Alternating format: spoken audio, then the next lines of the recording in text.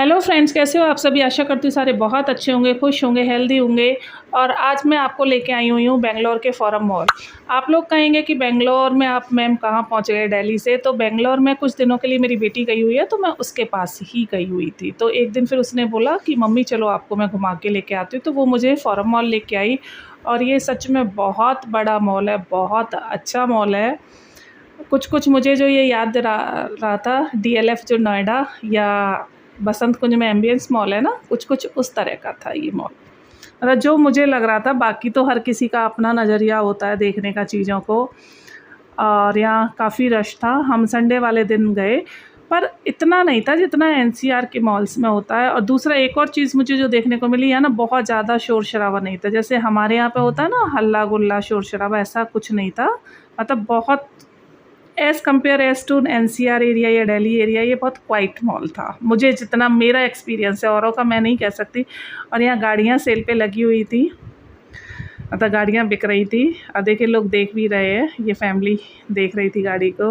और मुझे सच में बहुत अच्छा लगता है, क्योंकि आज तक मैंने अपने खुद से कोई गाड़ी नहीं ख़रीदी। और मेरा ये एक ड्रीम है कि मैं खुद अपनी एक गाड़ी परचेज़ करूँ। पता नहीं वो कब ड्रीम पूरा होगा, पर बहुत अच्छा लग रहा है। और मुझे ना गाड़ियाँ देखना वैसे भी बहुत अच्छा लगता है।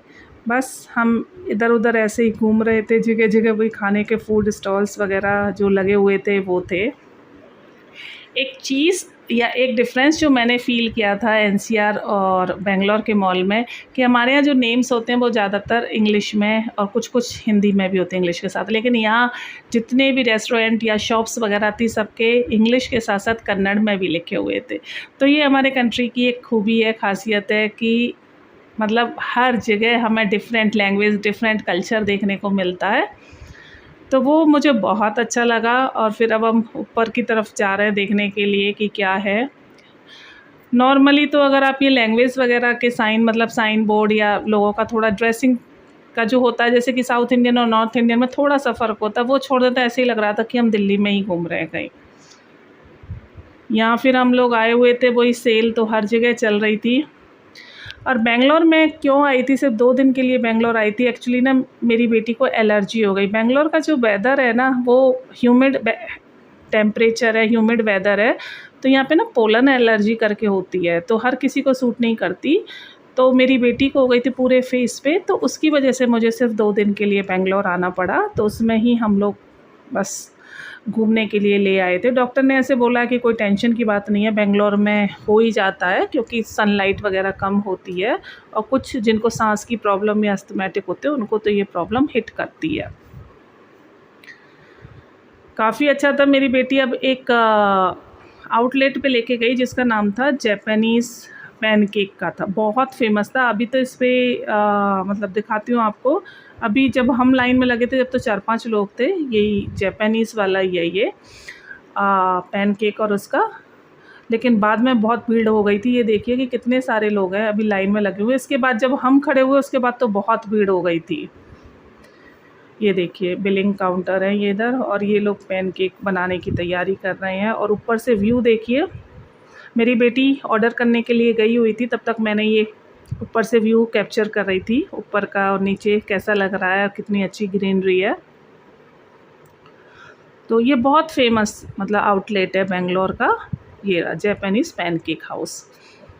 तो जो मेरी बेटी कह रही कि जो इस मॉल में आते हैं वो ज़्यादातर इस पैनकेक को ट्राई करते हैं, या कुछ लोग स्पेशली इन पैनकेक्स को खाने के लिए आते हैं। मुझे तो कुछ सच बताऊं ख़ास लगे नहीं, पर यही है, हर किसी का अपना अपना टेस्ट होता है, अपनी अपनी चॉइस होती है। भीड़ बढ़नी शुरू हो गई थी और अलग अलग डिफरेंट फ्लेवर्स के पैनकेक थे। देखिए कुछ डो मैदा का था, किस चीज़ का था मुझे नहीं पता। इस तरह से डो के मतलब केक्स बना के लेयरिंग करे जा रहे थे, और उनको फ्राई कह लीजिए, रोस्ट कह लीजिए, शैलो फ्राई कह लीजिए। मुझे तो ये डोसा तवा टाइप का लग रहा था, उसके ऊपर इनको सेक रहे थे। कुछ भी कह सकते हैं, हल्के से ऑयल के साथ उनको सेक रहे थे, ये देखिए। और 2-3 लेयर बना के दे रहे थे, मतलब एक लेयर सिक जाती थी नीचे वाली, फिर उसके ऊपर एक और लेयर रख रहे थे। इस तरह से ये लोग बना रहे थे, और बहुत ज़्यादा फेमस है। पीछे आपको भीड़ नज़र आ रही होगी, देखिए 2-3 अब 3 लाइन चल गई हैं बिलिंग की, और फिर उधर भी चौथी 5वीं भी चल गई। ये बना के दे रहे हैं अलग अलग लोगों को, और डिफरेंट डिफरेंट फ्लेवर्स में थे।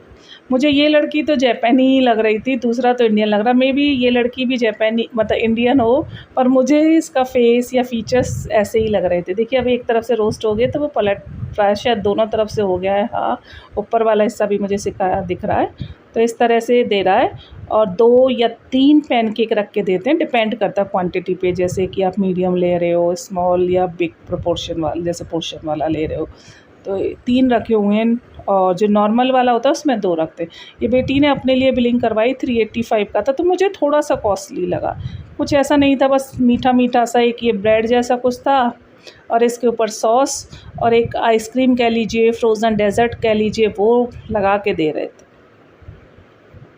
पर वही है कि जिस चीज़ का नाम चल जाता है और जो लोगों को पसंद आती है तो ठीक है, उसके लिए पैसा क्या वो देखना। पर मुझे 385 रुपीज़ या 400 रुपीज़ मतलब महंगा था, और नॉर्मल हाँ चॉकलेट का फ्लेवर था। देखिए एक आइसक्रीम टाइप का कुछ रख रही है, मैंने नहीं खाया क्योंकि मेरे को बाहर का खाना अभी मना है इन्फेक्शन की वजह से, तो मैं नहीं खाती हूँ चीज़ें।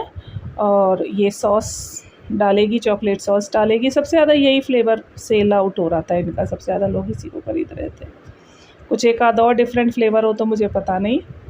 और दूसरा, मुझे जहाँ तक लगता है कि पैनकेक में एग वगैरह शायद ना होता हो। वैसे तो ये कह रहे थे कि ये एगलेस है, और मुझे फिर भी भरोसा कम होता है। ये बेटी ने ले लिया, और ये कुछ ऐसा था, और बेटी कह रही थी कि टेस्ट मतलब बहुत अच्छा नहीं है इसका, ठीक ठीक है। फिर यहाँ से हम गेमिंग जोन में आ गए थे। बिल्कुल हमारे एरिया जैसी ही गेमिंग जोन थी। आप कहोगे मैम एक जैसी है, बट फ़र्क जो था बहुत बड़ा यहाँ पे मुझे फ़र्क दिखा, वो था एक लाउड म्यूज़िक का। हमारे यहाँ पे हम किसी भी मॉल के गेमिंग जोन में चले जाते तो इतना शोर हो रहा होता है, इतना ज़्यादा लाउड म्यूज़िक हो रहा होता है कि हम मतलब बज रहा होता है कि हम लोग बात भी नहीं कर सकते, एक दूसरे की बात नहीं सुन सकते। लेकिन यहाँ ऐसा कुछ नहीं था, म्यूज़िक था पर इतना लाउड नहीं था कि बहुत ज़्यादा मतलब आवाज़ें आएँ या सिर दर्द हो, या बहुत ज़्यादा जैसे रोशनी नहीं है हमारे यहाँ पे जल रही होती है, बहुत लाइट्स वगैरह होती हैं, तो ऐसा कुछ नहीं था। वो ब्लिंक्स करना मतलब ठीक था, बहुत अच्छा था, पर बहुत शोर शराबा, बहुत लाइटिंग ऐसा कुछ नहीं था। मुझे बहुत अच्छा लगा, ये चीज़ बहुत अच्छी लगी। नहीं, हमारे यहाँ तो बहुत शोर मच रहा होता है, डीएलएफ वगैरह जाओ तो बहुत ज़्यादा इतना शोर होता है कि आवाज़ भी सुनाई नहीं देती उस गेमिंग जो स्प्लैश वगैरह जो भी है। मे बी मैं रॉन्ग हूँ जो नाम मैं ले रही हूँ, पर मुझे मतलब ज़्यादा ध्यान नहीं है। और अच्छा था, यहाँ भी बेटी ने फिर अपने 1-2 झूले लिए, राइड्स ली।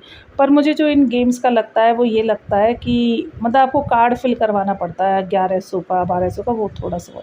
फिर यहाँ पे एक बेकरी शॉप थी, अभी नाम शायद आएगा उसका, बाहर निकल के उसने शूट किए। यहाँ पे क्रोसोन और तरह तरह के मफ़िन्स, केक वगैरह, कुकीज़ वगैरह सेल हो रहे थे। ये भी अच्छी लगी। ये है देखिए द बेकर, ये अच्छा था। फिर यहाँ से के पास एक और मतलब एक और रेस्टोरेंट था, तो उसमें बेटी ने कुछ थोड़ा सा पास्ता लिया, छोटा छोटा सा ही खा रहे थे। उसके बाद में सितारे ज़मीं पर मूवी लगी हुई थी, तो वो फिर हमने टिकट बुक करवाई हुई थी, तो वो हम देखने गए।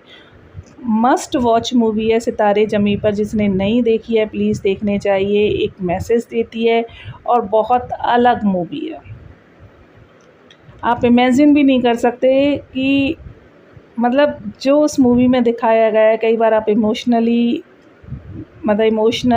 टच भी आपका है, बहुत अच्छा है। फिर उसके बाद में एक ये कोरियन पता नहीं जापानी स्टोर था, मिनीसो, तो पता नहीं मिनीसो था या क्या था, मुझे नहीं पता। यहाँ बेटी गई, लड़कियों को तो वही होती है, छोटी छोटी चीज़ें लेनी होती हैं, तो यहाँ पे क्लिप, रबड़, अदर होम यूटिलिटी प्रोडक्ट्स वगैरह मिल रहे थे।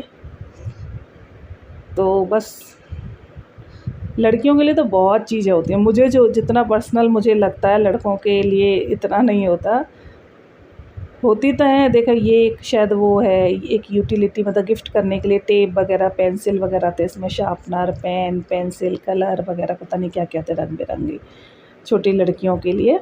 तो ये अच्छा लग रहा था। यहाँ से बेटी ने रबड़, क्लिप वगैरह ली। देखिए सॉफ्ट टॉयज़ कितने अच्छे हैं। नेम मुझे नहीं पता, मे बी मिनीसो भी हो सकता है, आप देख लेना। जब एंटर हुए तब हमने डाला था नेम। ये छोटे छोटे क्लचर वगैरह, तो ये शॉप्स ना ज़्यादा महंगी नहीं होती हैं, आपकी बजट फ्रेंडली होती हैं। पर्सेस बहुत अच्छे थे, ये जूट के, स्पेशली ये जूट के इको फ्रेंडली पर्सेस वगैरह, बैग वगैरह तो बहुत ही अच्छे थे। ये क्लिप जो बो वाली आजकल क्लिप चल रही हैं, ये मेरी बेटी ने ली थी, ये बहुत अच्छी उसको लगी। और बस ऐसे ही चीज़ों को देख के हेड थे, मतलब काफ़ी कुछ था। फिर हम बाहर निकल आए और फिर एक और छोटी सी शॉप थी जहाँ पे कि साउथ इंडियन ज्वेलरी मिल रही थी, इसका नेम नहीं मैं देख पाई। साउथ इंडियन, स्पेशली इसमें साउथ इंडियन ज्वेलरी ज़्यादा थी, वैसे तो ज्वेलरी तो हर तरह की थी। और यहाँ से ऊपर से देखिए व्यू गेमिंग जोन का कितना अच्छा आ रहा है, कितना अच्छा सीन है। फिर इसके बाद में बस हल्का फुल्का सा फिर कुछ खाया, एक आध चीज़ और बेटी ने जैसे हल्की फुल्की ली और फिर घर वापस आ